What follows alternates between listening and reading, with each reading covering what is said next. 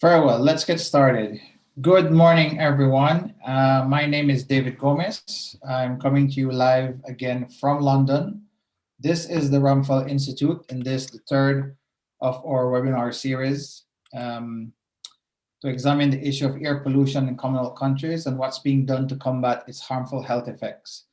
This is part of a program to improve urban air quality funded by the Foreign Commonwealth and Development Office, Delhi.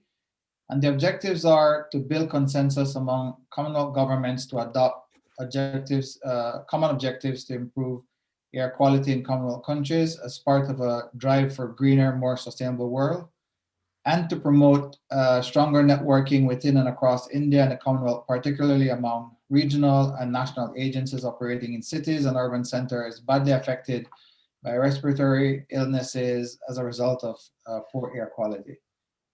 These webinars are complemented by a series of policy briefs that are produced on specific topics, usually aligned to the themes of the webinars, such as clean transportation, agricultural air pollution, indoor air pollution. And together these provide a run-up to the high-level forum that will be held at the end of March, on the 30th and 31st of March, addressing measures and policies to combat air pollution in Commonwealth countries.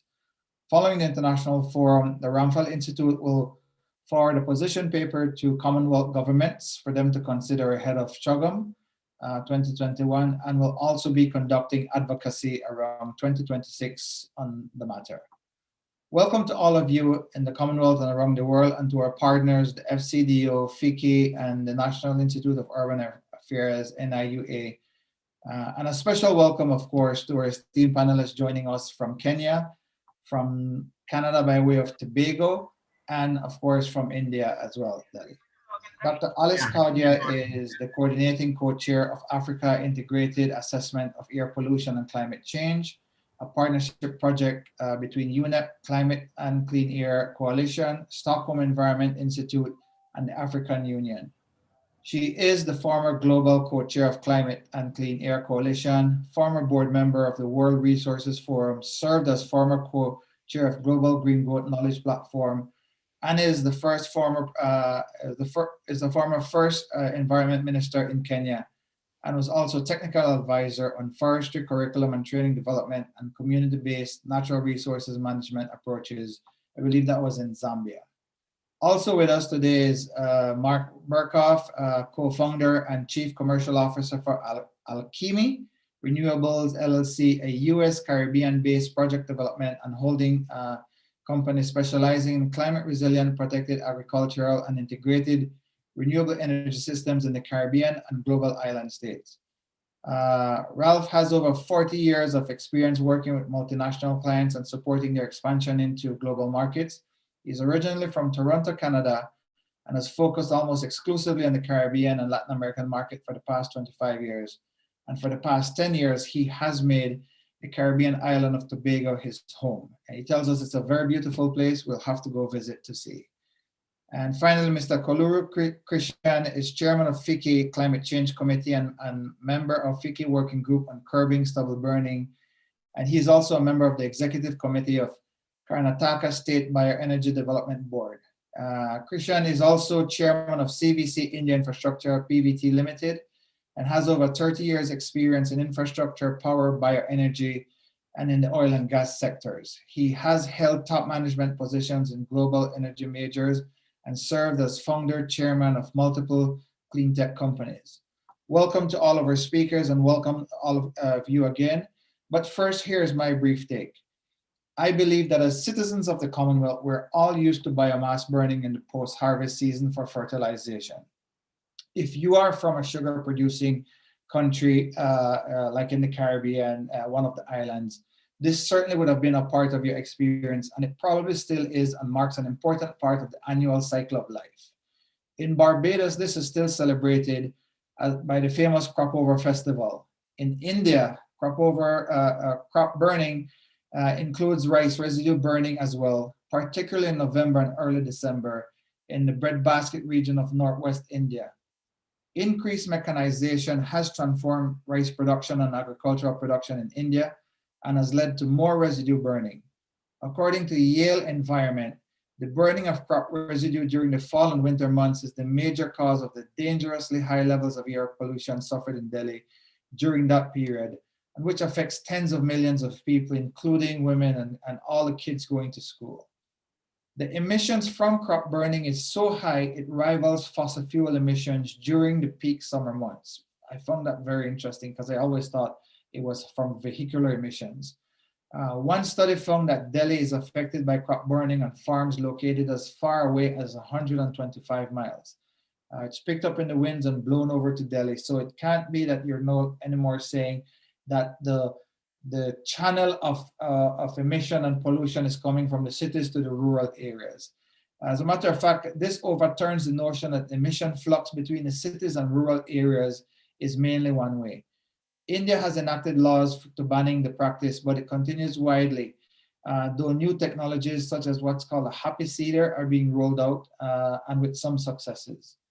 Some studies suggest that in districts where these practices are widespread, there is a threefold increase in acute respiratory illnesses, pointing to a need to transition more rapidly to no-burn agricultural system or to eco-friendly agricultural systems, and Ralph is going to tell us a whole world about that today. In the United Kingdom, crop burning isn't practiced widely or on a large scale, if at all. However, intensive cattle farming is, and cattle emit methane, which has a major impact on greenhouse gas emissions. The average cow is estimated to release between 70 and 120 kilograms of methane per year. And the livestock industry is responsible for 14.5% of all greenhouse gas emissions. In Australia, 10% of greenhouse gas emissions are from livestock. And Down to Earth, a media program in Delhi and in India, argues that with one of the largest cattle populations in the world, India needs to address its cattle methane footprint. And a study published in 2020 found that livestock in India account for as much of all as 63% of all agricultural emissions. The American Journal of Respiratory Medicine found that large farm environments are associated with increased risk of obstructive airway diseases. And not only humans are affected, but they're finding that the animals in those farms are not affected. The cows, the pigs, the chicken are all being found with illnesses in the respiratory tract and lung diseases. Stagnant levels of ammonia emissions in European countries, including the United Kingdom, is also an issue. And a recent study found that ammonia emissions have only experienced moderate reductions over the last 30 years. So while that sector has not increased in terms of emissions, the fact that it has remained stagnant is still an issue. In today's Ramphal virtual roundtable, our panelists will share their views on agricultural air pollution. What is agricultural air pollution and what are its causes? Is it only from farting cows? Or is this limited to rural areas and urban centers equally and affected by biomass burning? What are Commonwealth countries doing to counter agricultural air pollution? What are the solutions? Less consumption of meat, as some people tend to propose, mechanization, or just changes in policy? Or is it that we require changes to cultural practices as well? We will address these questions and more today. But first, let me turn to Dr. Kaudia and ask her, Dr. Kaudia, in Kenya, I know that biomass burning is an issue. What is the situation there and what's being done about it? Well, thank you very much for this opportunity to share. I don't think your audio is on, Dr. Kaudia, sorry.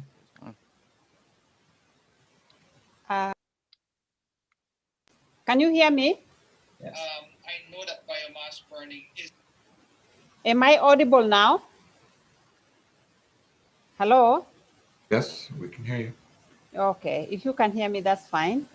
Yes, in Kenya, like in most African countries, biomass burning is a practice that has been there traditionally, particularly for opening up new land for agriculture, settlement, and also for ensuring that when cultivation is being done, harmful insects, reptiles are not there, because most of these farmers, especially small-scale farmers, are not using mechanized agriculture.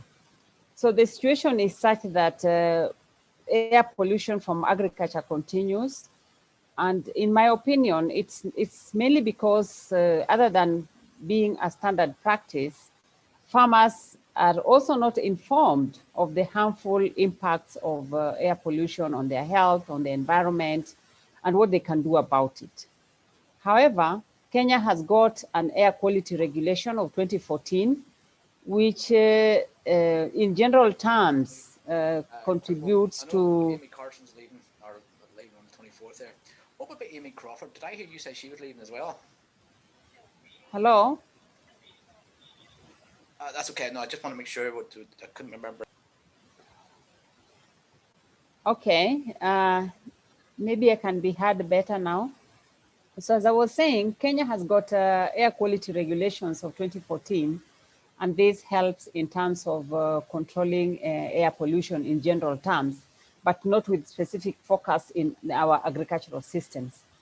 On the other hand, our constitution provides that we enjoy a clean and healthy environment. And based on that broad statement and constitutional provision, we are also able to address issues of air pollution. But from the agricultural sector, we still have a lot to do. And on that account, and given the situation in Africa in general, the Climate and Clean Air Coalition, at which I'm serving as a senior advisor at the moment, in partnership with UNEP, the African Union, and Stockholm Environment Institute, we are undertaking an integrated assessment on climate change, air pollution, and sustainable development in Africa. This is just one of the assessments. Previously, there's been a global assessment, a Latin America assessment, and an Asia assessment. And during this assessment, there will be modeling of emissions from various sectors, and agriculture is included. Of course, other sectors are waste, industry, transport, and other sectors that have been identified by countries as key in their climate change action response. We have preliminary results now, and we shall be sharing that through a publication, which we call Summary for Policymakers at COP26. That is our target. And it will indicate the trends in emissions, sources, and possible policy actions that can be taken by Africa.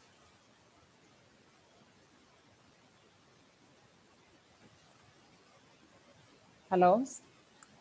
Dr. Claudia, thank you very much for that. Sorry, I'm having a bit of technical difficulties here on my end.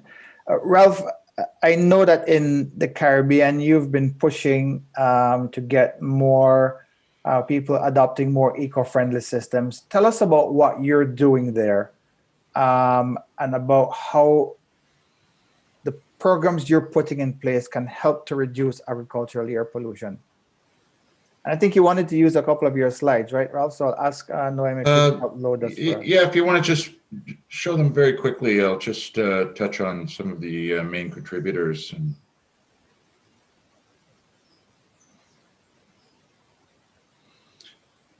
obviously the Caribbean, I'll just carry on while you're doing that, David, but the Caribbean is made up of an archipelago of many different islands, most of which are participating in the Paris Climate Agreement and sign on. But as you can see, the major emission sources across most of our islands are tourism, automotive emissions, and we get a lot of mosquito fogging. But the number one contributor is the diesel generation plants. Unfortunately, most Caribbean islands are still generating their electricity from diesel generation. I'd say it's probably about 80 to 85% of all the islands here. So that is a major contributor. And in the next slide, you'll see some of the agricultural emission sources. Obviously, we've talked about biomass burning. And can you move to the next slide, Dave? Yeah. It's Naomi controlling, so. Naomi, can you go to slide 2? We obviously have biomass, burning, not just on farms, but actually in homes. People burn all of their dried biomass in their backyards. It's a common practice, a cultural practice. And I don't think, here in the Caribbean, because of the the fact that we're in the islands and we have this prevailing trade wind blowing across us all the time, everything blows from east to west. And so, all the smoke goes offshore and it disappears, and we don't really have any impact. Obviously those emissions are not disappearing. They're going into the climate, but it's when they're blown offshore, it's it's gone, and I don't think islanders tend to think about it too much that way. It's just an issue. What we're doing, obviously, on the agricultural side is moving into protected agriculture, greenhouse farming, which is much more energy efficient. And certainly, I wanted to show the next slide, because one of the big impacts that we have here is not just biomass burning, but we have a lot of pesticide and herbicide use, and commercial farms that are spraying constantly. And a lot of that pesticide and herbicide spray tends to drift across into neighborhoods and other farms, and affecting crop production at the other farms. So our technologies are built around greenhouse farming, organic farming. We don't use any pesticides or herbicides. And at the back end of that, what we intend to introduce is biomass processing through anaerobic digestion, and then processing that organic material into a syngas product, which can then be utilized in different forms as a fuel source and a fertilizer source. So what we're doing here in this region is introducing some of the new technologies to reduce emissions considerably. This slide just shows some of our greenhouse technology and our hydroponic system. So in this type of farming, we are basically eliminating all airborne particulates and emissions, and we're recycling water. It's very efficient. So that's what we're doing on the agricultural side. Our company is also involved in the energy sector, primarily in the geothermal sector, and obviously trying to reduce the diesel generation of electricity in the region. Excellent, Ralph. Thanks very much for that. Sorry, we're having a bit of difficulties in switching through the slides. But thanks. I mean, I think hydroponics holds a lot of promise, and I know that across the Caribbean and other countries that's being looked at increasingly. Mr. Krishan, let me turn to you now. You're doing a lot of work in India, I believe in Delhi, in biorefineries. What are biorefineries? Tell us a bit more about that and about what you're doing there to help reduce air pollution from your agricultural sector.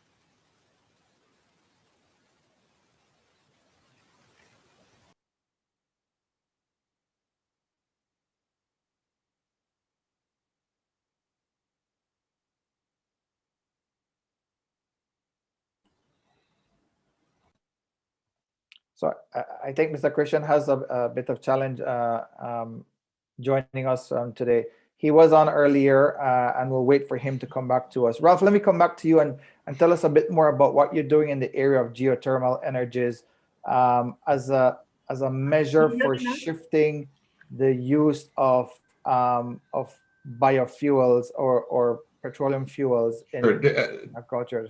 David, sorry. Before I start, I think Mr. Krishan is back. He was just muted. Yeah, let's let him speak. Yeah, so basically what I was going to say is that, just to start historically about the aspect of utilization of agricultural residues, India produces about 800 million tons of food every year.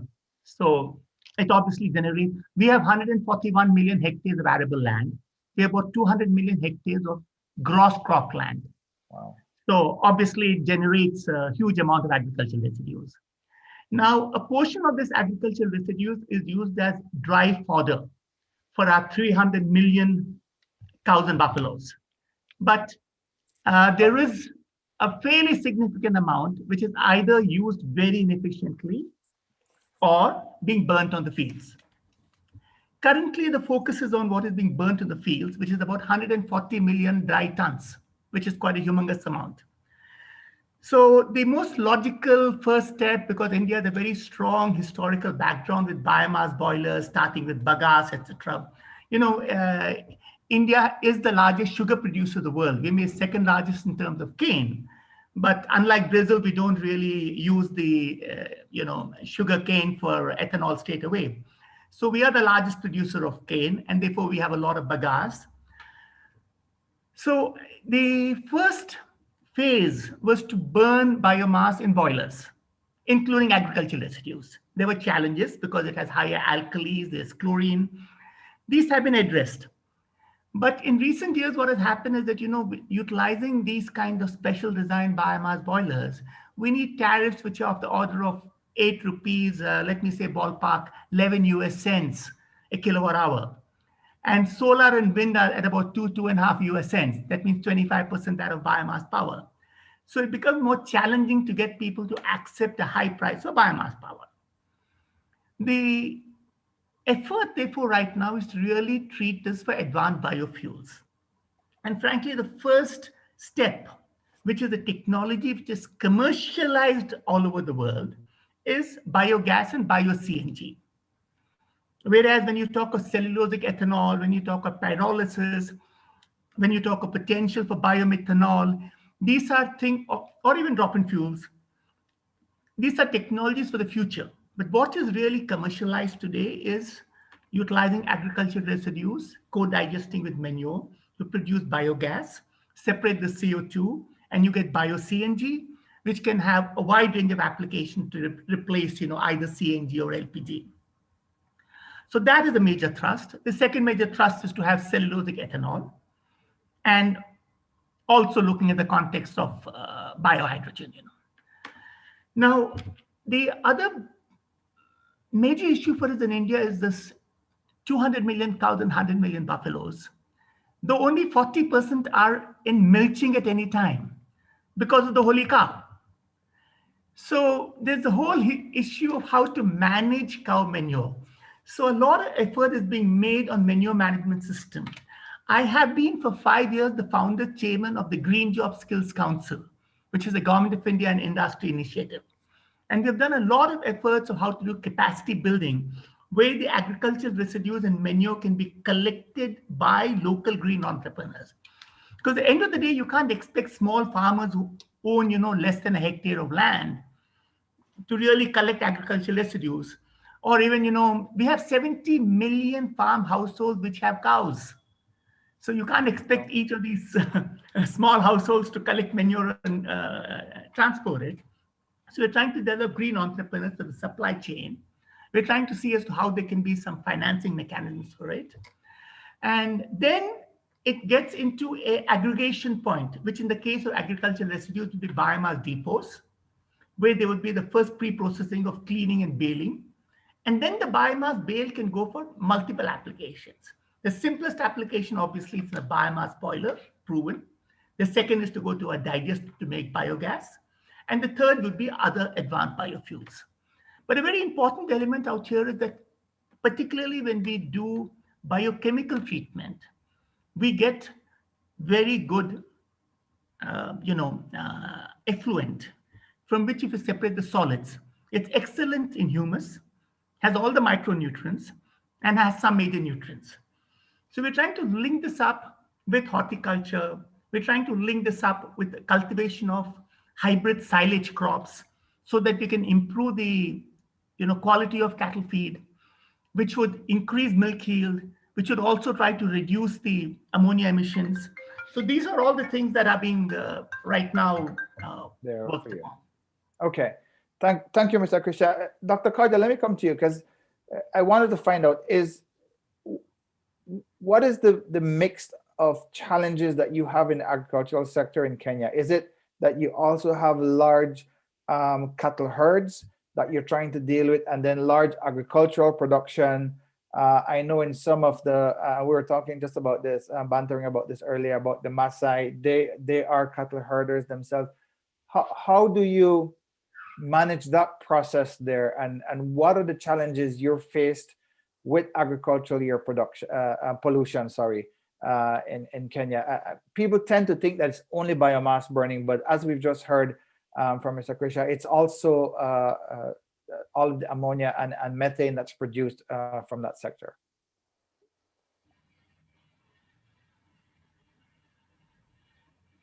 I think your audio is off, Dr. Kaudia, sorry. Yeah, we tend to put the audio off so that we don't create background noise. Now, as I was saying, Kenya is 80% classified as arid and semi-arid land, which means that open grazing livestock system is very, very important to our economy. At the same time, in the high potential areas, intensive agriculture is practiced, and therefore application of inorganic fertilizers and so on. And these are by smallholders who form the majority of farmers. So one of the challenges that we have really is also on manure management. And I do remember in my earlier career in the 1982 period, we introduced biogas digesters, and I was just, feeling the similarity between India and Kenya in terms of technology. At the time, it was very rudimentary. It was just a fixed dome biodigester. And the slurry was used for as organic manure in crop fields. This practice still continues, and the government has invested a lot in biodigesters to manage the manure system. There's also a lot of promotion of better quality feed and forage so that digestion by livestock can be managed to reduce the burping that emits methane. Some of the challenges that we have is that farmers don't clearly understand the relationship between their agricultural production practices and air pollution, because this has not been included in our public campaigns strongly. That is one challenge with regards to managing air pollution in agriculture sector. The other is that soils have been heavily depleted, and there's a lot of dependence in organic fertilizer, which is also another major source of pollution. The agricultural value chains are weak in the sense that there's a lot of wastage in the fields. Post-harvest handling is poor.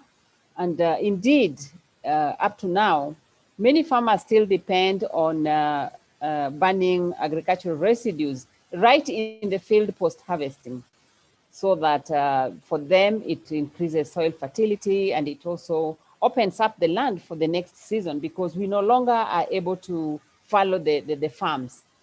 The cropping is very consecutive season after season. So agricultural intensification is presenting a challenge, and we really need to see what to do about reducing pollution from the agricultural system.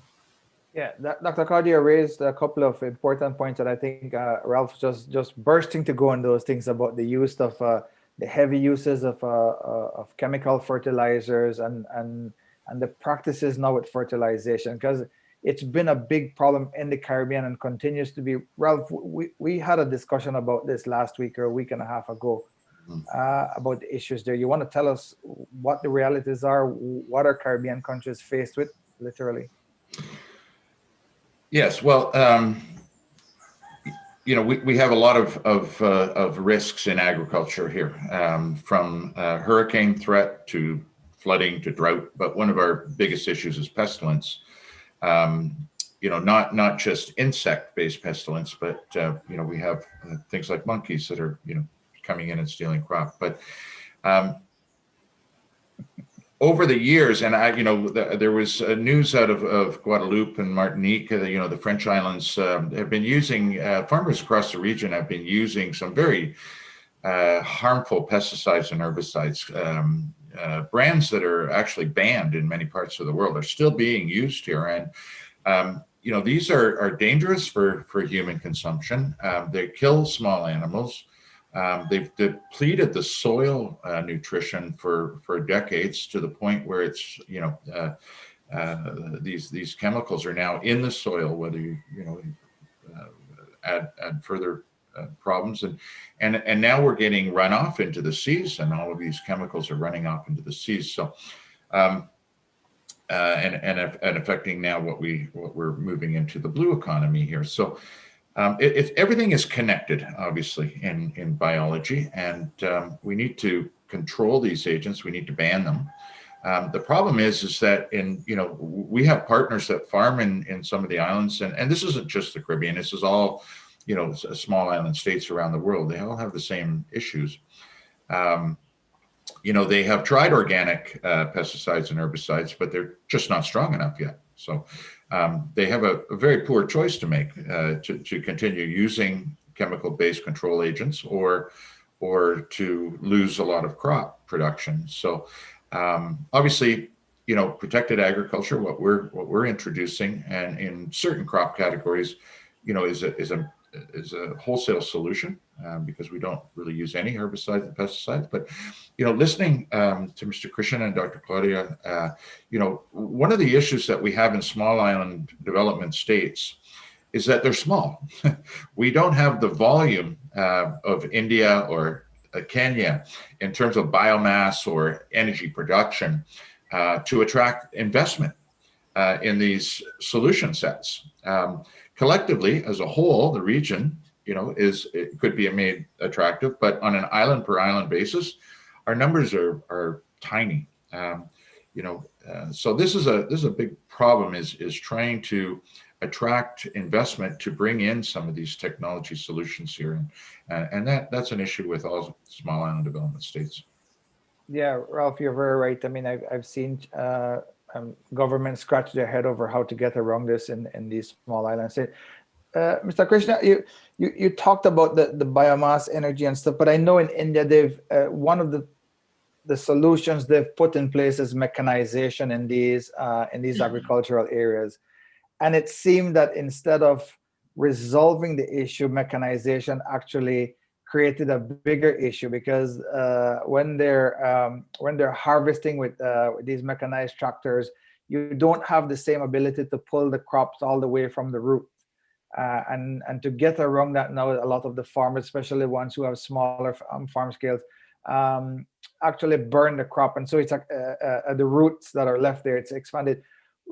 Do you think that mechanization is a solution to this issue, or are there other challenges as that must be overcome, as Dr. Claudia was saying? It was a challenge, if I may say so, till about 2 decades ago. See, basically what happened is that when in 1960s, India had a very major famine, and we had this necessity for the United States to ship grain in India, etc. So the Green Revolution was really implemented in a very major way by Dr. Norman Borlaug and Dr. Swaminathan in India. So that led to high use of urea, utilization of groundwater irrigation, and mechanization. So in this aspect, as you say, of mechanization, what happens is when you use a combined harvester, in case of wheat, people tend to collect the wheat because it's a good animal feed. Right. But in case of rice or paddy, it's not worth it.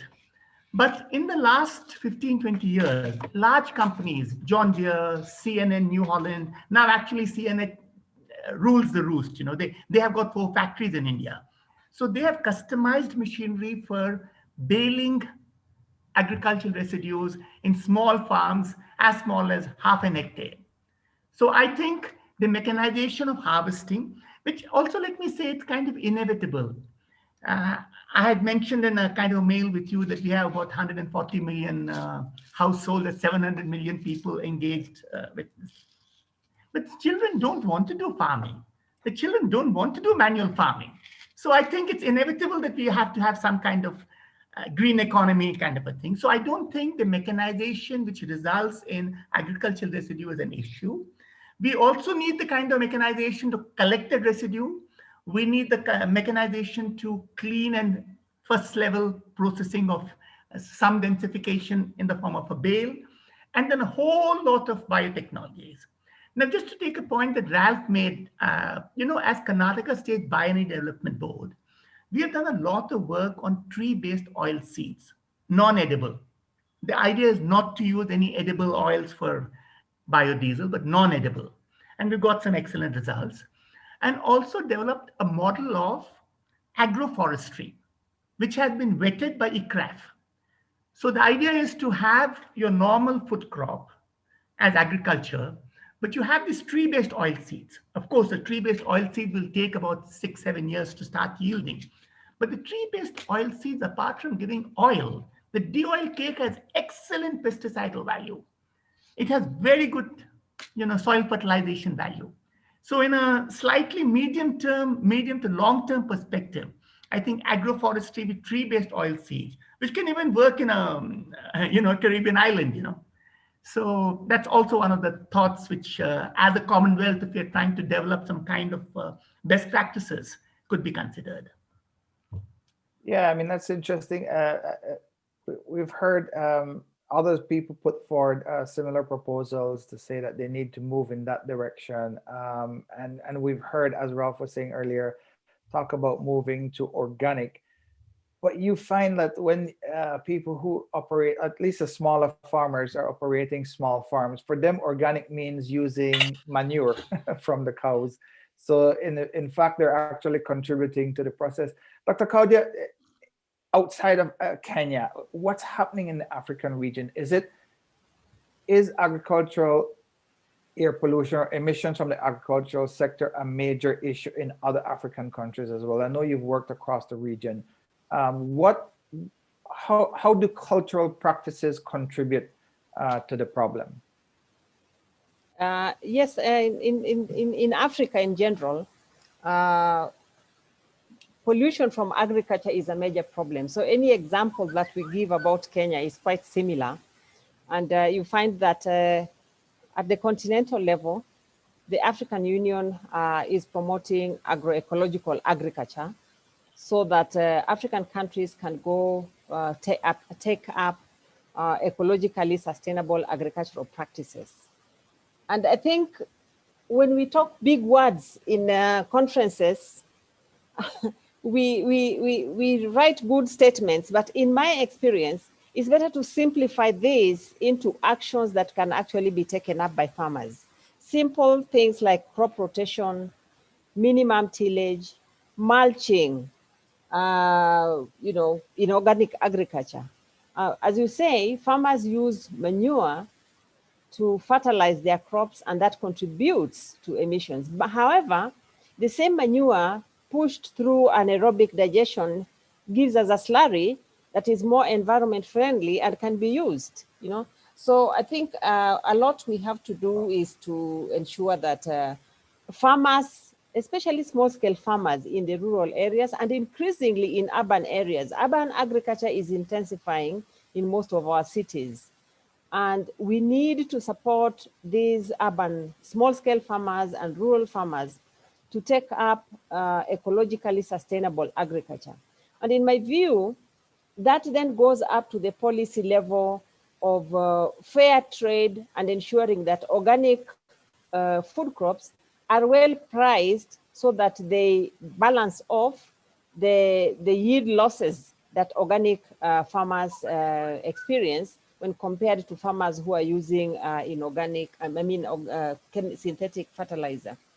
So across Africa, we see the movement whereby countries through the African Union are being encouraged to promote green economy, circular economy, and agroecological practices. Yes, I do agree. I mean, I think in places like in London and other cities in the UK, you see everybody having their little small plots of land that they go to farm. And with the lockdown, a lot of people were taking up and starting to plant their own little farms. So, I mean, I think... In fact, Ralph, if you'll allow me, I like that you have made reference to the lockdown. That is something that we should not forget. It has brought a very interesting new experience in Kenya, where most people who are laid off from their formal jobs reverted to agriculture because of the duality of our settlement. You see, in Africa, we are in town, you are in the city, but the city is not really your home. The city is where you make money, you labor, and then that money is transferred to the village.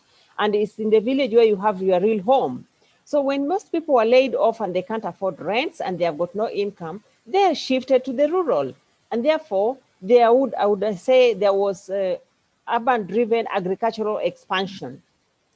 Consequently, you find that in the peri-urban suburbs of a city like Nairobi, then most of these former executives turned out to be grocery operators in their high-end vehicles. So you find that by the roadside now in Nairobi, you find, very expensive vehicles parked and the boot is open. So boot groceries is a trade mechanism that has come up, and everybody now is in the retail sector of food crops. And as more and more people are confined at home and therefore consumption has gone up, demand for food has increased and agricultural intensification is increasing. And therefore, we really need to keep an eye on emission and air pollution from agriculture sector, because it is intensifying as a result of COVID-19, as a result of shift to the rural, as a result of, the lucky few who are still in employment are also having dietary shifts to, and organic foods now, even in our high-end retail supermarkets, you'll find shelves which are labeled organic, and they attract quite a number of customers, and then the others which are produced by standard agricultural practices. Mr. Krishan, let me come to you. Is there a difference between producing organically and inorganic in terms of the impact on air pollution and climate change? Because for me as a consumer, if I see organic, I automatically think, oh, maybe no fertilizers were used. But is that really the case? I'm asking from a perspective of the impact on air pollution and other forms of pollution. What's the difference there, and how do you? So, this is a very important question. And I have been addressing this thing for about 2 decades. So the important thing is we do not try to push our farmers to declare their farms as organic farms, because the whole process of getting your farm declared as an organic farm and then getting it, there's a whole cost. We are trying to encourage a pesticide-free vegetable, net house, utilize compost. Alice made a very important point about the value of, treating manure, etc., anaerobically rather than aerobically. Therefore, if we could make it go through a digester, we have actually now in India found that the household or village community biogas plants are not very efficient because there's not enough people to maintain it. So we're trying to go to the industrial scale. We've actually got a very ambitious program of 15 million tons bio-CNG from farm waste. Now that will produce about 30 million tons of compost. Now, what we are trying to see is also trying to get this kind of tree-based oil seeds, utilizing, again, an organic pesticide, blending it, but not categorizing a product as organic, because the whole cost of an organic product is too high. But if we say pesticide-free net houses, utilizing compost, it makes economic sense. It makes a big difference. Ralph, we have a question here that says, it's very interesting to hear speakers mention the role of soil. Isn't soil the heart of all ecosystems? How can we improve the soil and keep pollution down? I know you're the aquaponics man, so I'm posing that to you. Tell us water versus soil. Yeah, I mean, again, our solutions are based on our conditions. We quite frankly, we don't have a lot of arable soil here. The geology of the region is very diverse. We have coral-based islands. We have volcanic islands with very high mountains. So, on those volcanic islands, we have some fertile valleys. On the coral islands, we have very, very little arable soil. So, this is the reason why the food system is so very much under pressure here. We grow, and when I'm talking about agriculture here, we're talking about crop, we're talking about livestock, dairy, poultry, very limited agricultural production. In some islands, as little as 3 or 4%. local food demand is grown locally, and the rest of it is imported. And the reason for that is the lack of arable land. So, you know, the whole concept of bringing in protected agriculture is that we do not require arable land to grow food. We, in fact, we don't use arable land at all. We don't want to take away the limited arable land. So we use scrubland, and we build our greenhouses there because it's 100% hydroponic production. And this is part of sort of the solution package for us, and certainly for all small island states. But the limited amount of soil that is there, as I've already alluded to, you know, it is being decimated by various chemical pesticides. And, you know, one day we need to come up with a organic solution that can control our pestilence problem in the Caribbean, which is very diverse and very different from other parts of the world, very hostile. But I do like what Dr. Kadia mentioned, and we've seen a lot of this here. As you know, the Caribbean region, you know, their GDP is mainly tourism based. So since tourism shut down, you know, food has become a critical resource for everybody. And, you know, home gardening and small plot farming has increased substantially.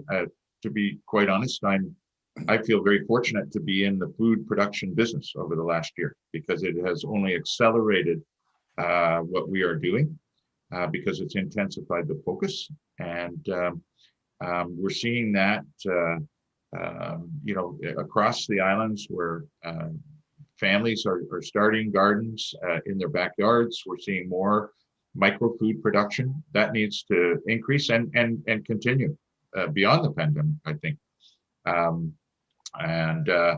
So as Dr. Kadia says, you know, there are a lot of big words talked at these conferences. We need to basically boil it down to sort of micro solutions.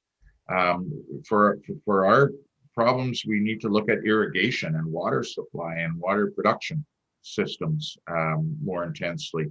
You know, water is a very valuable resource here, and that's one area that we could really improve upon. Yeah, thanks, Ralph. Dr. Kadia, there's a question here for you. It says, this is from Desmond, one of our Commonwealth youth leaders. I'm wondering why in most African countries, fertilizer subsidies seem to be the popular government support to farmers, yet there's really no education on how to apply them. Apart from pollution, over application destroys soil biodiversity, and related to that earlier, Saqib had said, but doesn't changes in the soil also affect the behavior of plants and what comes out of that? That's directed to Dr. Kadia. Thank you very much. I truly agree with that question. It's very important that indeed most of our governments promote inorganic fertilizer, and we don't have strong programs for educating our farmers, especially the rural small-scale farmers, on how to apply, when to apply CNN, DAP, NPK. They're all branded, but farmers will buy the wrong fertilizer for the wrong application and over-apply. Nonetheless, I think when it comes to reduction of food supply and the concern for food security in a country, the political economy logic will be that let us bring in fertilizers so that we can enhance productivity of our soils. But as rightfully said, that over-application or under-application does affect the soil physics and the soil chemistry, so that eventually we find that our soils, especially soil biodiversity, the small microbes that are in the soil that are really, really essential for the uptake of these nutrients by plants, are killed. And when they are killed, it may not sometimes matter how much application we are doing, because the nutrients can be they can be in the soil, but the uptake by plants can be curtailed. So we need to have a strong education among farmers. And indeed, there are a number of extension service providers who are now taking this up with the technology which is there on instant soil quality analysis. You know, they auger on the ground and you see the reading to know the soil properties, nutrient properties, and that is helping.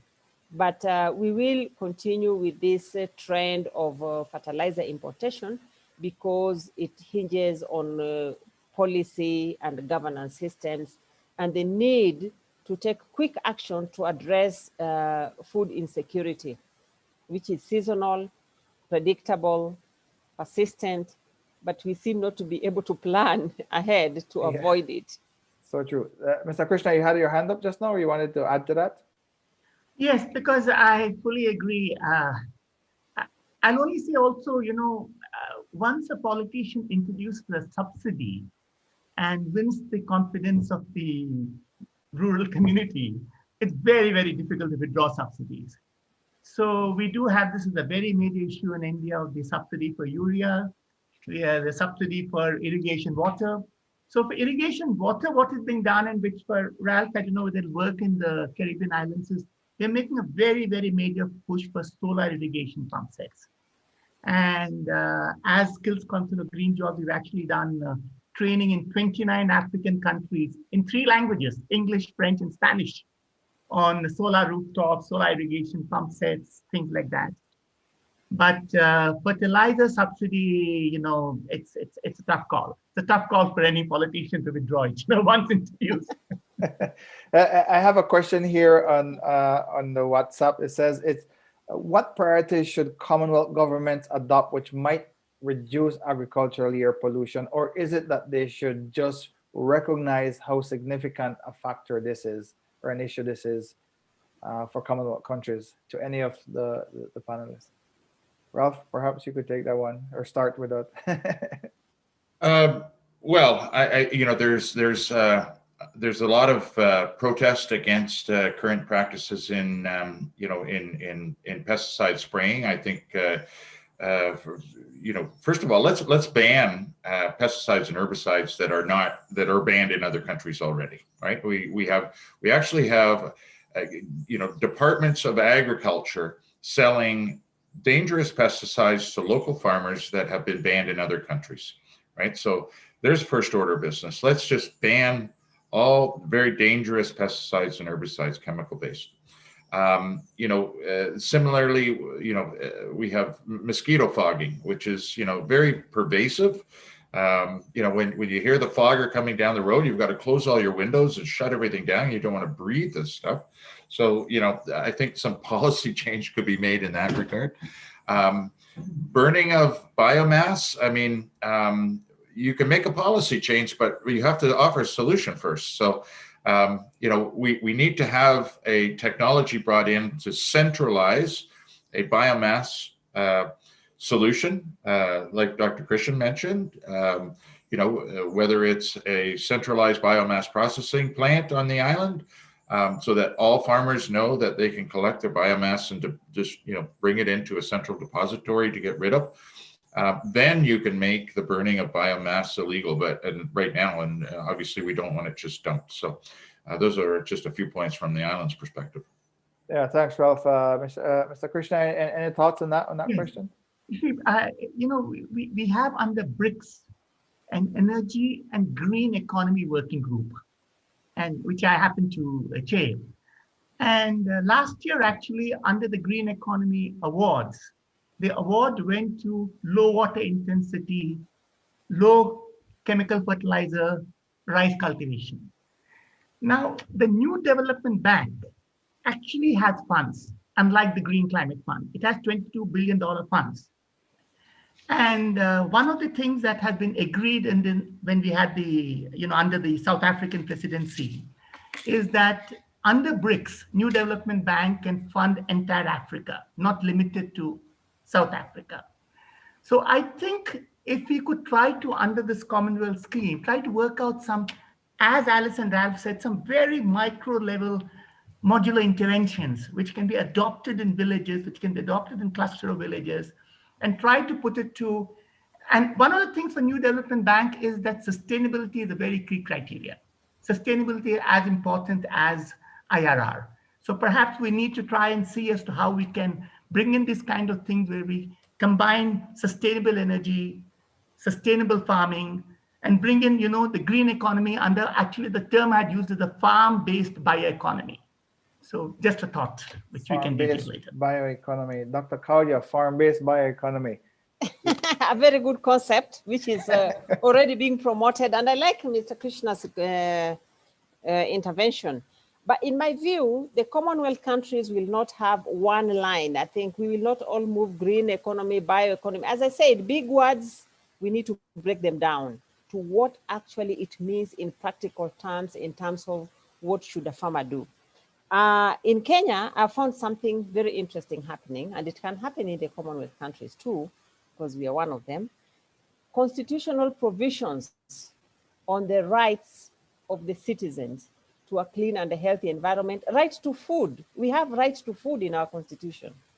And I think having youth engaged in agriculture is very important, because when they are, as a small and medium-time entrepreneurs, they can be able to transform our agricultural systems to cleaner systems through technology, because they're tech savvy. And I think a multiple-pronged approach where you have a policy, a legal provision in terms of a constitutional right to food, to clean environment, to health, all bundled together to enable us to undertake public education. People need to be aware of what their actions really mean to their own health and to the health of their environment and to the health of the future generations. And I think the citizen science approach, where universities come to work with local people. I like Mr. Krishna's reference to the village. I am a village movement person. And I think when you work in those smaller groups of a village that clearly understands its environmental challenges, agricultural challenges, and so on, and we package information from the big conferences in smaller information units so that they clearly understand and practice, that can be very important. We have in Kenya the climate smart agriculture that responds to climate mitigation and adaptation measures that is being promoted among communities, and these too can help. So I think we have solutions in our hands. We just get down to the business of getting farmers, the youth, women, and everybody to take action. Yeah, I mean, I agree. I think we're seeing a movement now towards people are becoming more conscious of what needs to be done. But in the youth consultation we had just this Monday, I believe, and Desmond is here. Desmond can tell you, less than 1% of youth are talking about air pollution and climate issues. And the point that they raised, the 2 points that they raised were crucial ones. They were like, well, youth don't see themselves as contributing to air pollution issues, irrespective of what their practices are. So whether or not they're riding in these air polluting vans or their behaviors. But I think the more important point there was that the governments have not prioritized, or Commonwealth governments have not prioritized these issues sufficiently. And even where they have prioritized these issues, governments do not see youth as part of the solution. So how is it that you can make youth a part of this? I mean, it was a very, very enlightening intervention that came forward from that. I mean, Dr. Carter, I want to come back to you. You talked about this climate smart agriculture, and I think that has some potential for engaging women, children, vulnerable groups, or women and vulnerable groups, and being of benefit to people in urban areas, urban poor, because it's not so much that the rural poor are the ones who suffer. There's millions and millions in India and across Africa of urban poor who also suffer. How can they perhaps use climate smart agriculture to help redress the issues of air pollution, climate change, and provide for themselves? Okay, thank you very much. I'll link this to the concern that the youth raised, that they are not engaged, and so are the urban poor, and so are the women who are poor in the villages. And I think in the climate smart agriculture, other than training and building capacity of stakeholders on how to operationalize that concept, we need to have finance at the table, funding and financing these agricultural programs. And what I have seen now working fairly well is on ensuring we have earmarked funds, funding designed to target specific groups like the youth in agroecologically sustainable agriculture, the women. And when these funds are availed, we conceptualize agriculture as a value chain so that we see who is best placed in the production system, in the value addition, in the transport, in the branding and labeling, in the marketing. And the key thing is to link producers to the market. You can produce and the youth can be engaged, but if they don't have a market, the food crops will not move, okay? Interregional trade, which enables movement of people and food from one country to another. Like, for example, we now have the Africa Free Trade Area Agreement, which should enable movement of food so that there's no deficit of food in any part of Africa, you know? And I think, for me, I have a lot of hope in the youth because of their agility and ability to take on new ideas much, much faster than people of my age group. They are the people we have to bank on, but we must enable them through targeted policy for the youth in agriculture, targeted policy on youth entrepreneurs in agriculture, so that they are enabled and capacitated to invest and be the billionaires that they can be when they are still in their 30s, in their 40s, and have a system of intergenerational linkage and movement and handover across different regions. Yeah. So that's what I can contribute. Thank you.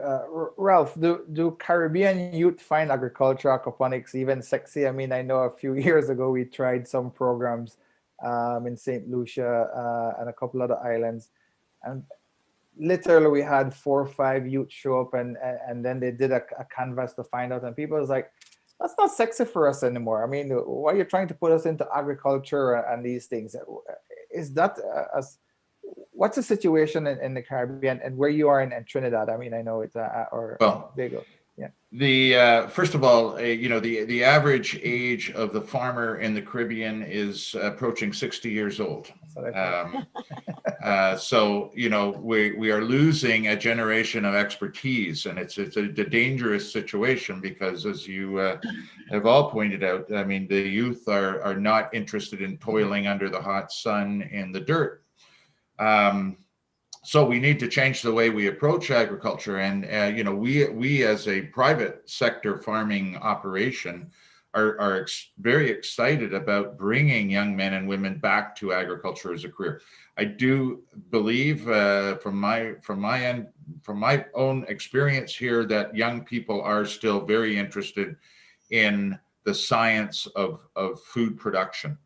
So we're going to make it very sexy for them by inviting them to come and learn about advanced ag tech in our farm systems.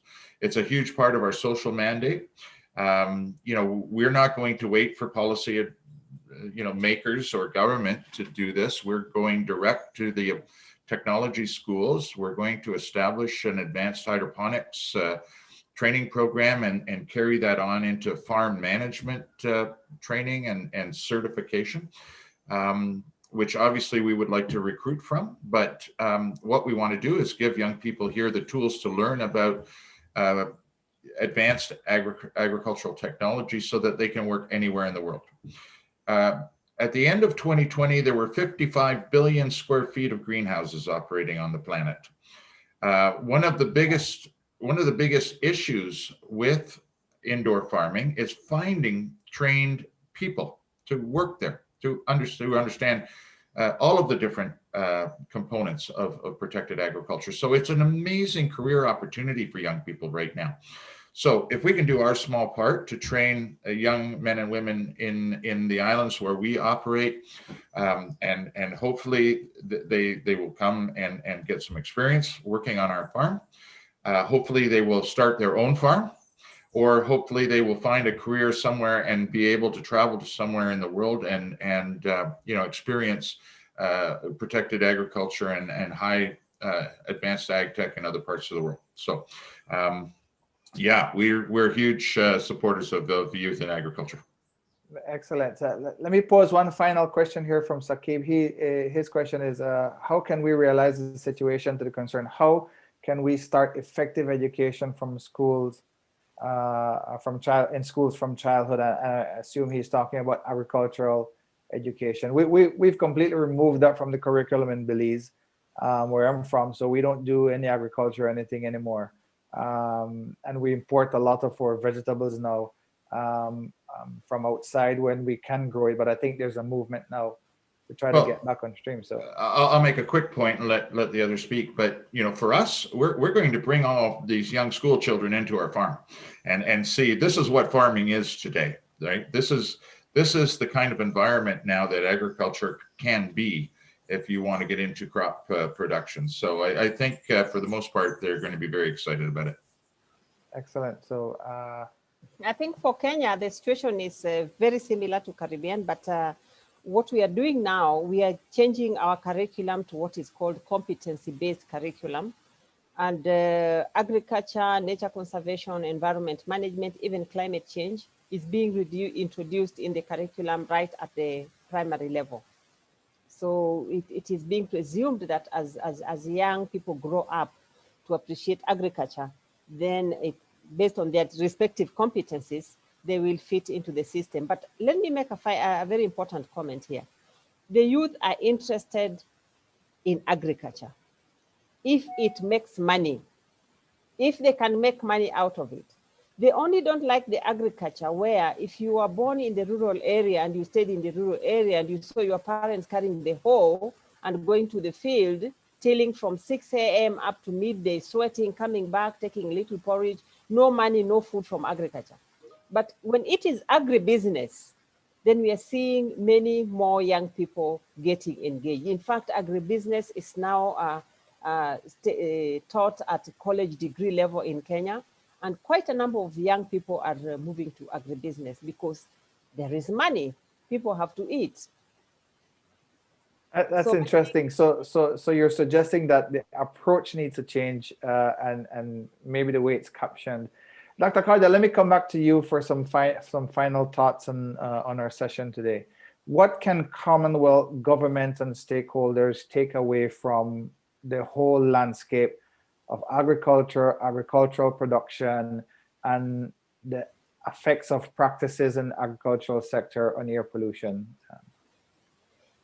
I think the whole of the Commonwealth and other countries must give high priority to agricultural production, especially with a strong focus on agroecological production, where such production is sustainable, friendly to the environment, and can promote what we are now calling One Health for people, for the environment, for animals. That is one. Number two, there is need for targeted financing of actors, especially the youth in the agribusiness sector, so that they have money to invest in the production and value addition. Number three, we need to create functioning markets across the Commonwealth so that food and agricultural products can be marketed easily across the regions, be it across Africa or north-south, south-south collaboration is important. And finally, we need to bring in strong focus on science so that even in the design of agricultural machinery, they should be environment friendly, they should be non-polluting, they should be designs that are easy to manage, easy to refurbish, recycle, and so on, so that the circular economy is anchored in agriculture. Thank you very much, Dr. Karja. Mr. Krishna, I want to come to you with a question on your final thoughts. can India lead this charge of creating functioning markets and making targeted financing available across the Commonwealth? I had attended a conference in Nairobi about 2 years ago, and there was a very important comment made out there that, we need to have a partnership of equality. So I don't think we should be talking of leading. I think India would be very, very happy to partner. Now, there are different ways in which we can partner. I mentioned about sector skills council for green jobs, where we are already doing a lot of capacity building, right now in 29 African countries. Currently, the focus is on 7 sectors of solar, but we also have a sector skills council for agriculture. And, both Alice and Ralph made very valid point, but the children just don't want to work like their parents. So we need to help as to how we can do training where without very expensive machinery, you can have a little more mechanization, you can have more productivity. Then the whole aspect of farm gate infrastructure for processing, the cold chain infrastructure. So there's so many jobs that can be created. We have created training modules for that. And as both the esteemed speakers have said, the pandemic has taught us a lot of things. So we have actually forced ourselves last year to go online. We have done 400,000 online trainings last year, Wow. Earlier we had 600 training institutions, but we did online, what to do. So we can do online. For solar, we've been doing online in Africa in English, French, and Spanish. So we'll be very happy to partner. It needs to be worked out. Maybe we can exchange some thoughts through mails, etc. But how could we bring in a deliverable?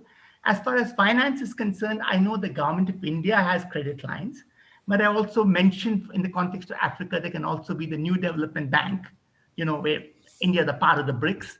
So there are different ways that we apply, and climate finance. I think post-Glasgow, there'll be a lot of opportunities that will be emerging. So more than happy to partner. Thank you, Mr. Krishna. Ralph, your final thoughts today? Access to finance is probably one of the biggest hurdles for agricultural production in the Caribbean. National development banks were started on the back of agriculture. Right now, about 5% of their loan portfolio is in agriculture. We need to change that. Where I would love to see that change happen is through development banks like the World Bank and the UNDP, not provide token money for small micro projects necessarily, but use their ledger as a guarantee program for national development banks to start issuing loans to farmers and agri-processors. It's a huge opportunity for that. We need to get agriculture going here in the Caribbean. In all sectors of agriculture, we need to treat it as a business.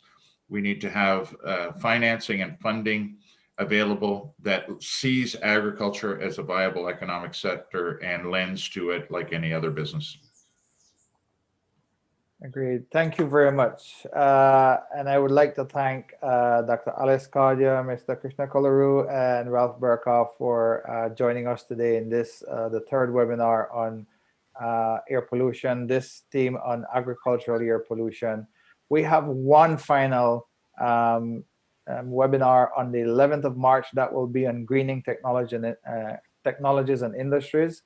And I would like to invite everyone to join us for that webinar ahead of our international high-level forum at the end of March on combating air pollution in Commonwealth countries. Thank you all very much for joining us today. I know we had a bit of technical difficulties at the end. That is due to my inept ability with any kind of technology. But we got it going after that. So thank you all very much. Do have a nice day. The sun is out, at least where I am in London. Maybe not where Anita is in London. But I would like to thank you all for joining us today. Thanks from the Ramphal Institute. Thank you. Good day, David. All right. Have a good day, everybody. Bye-bye. Bye-bye.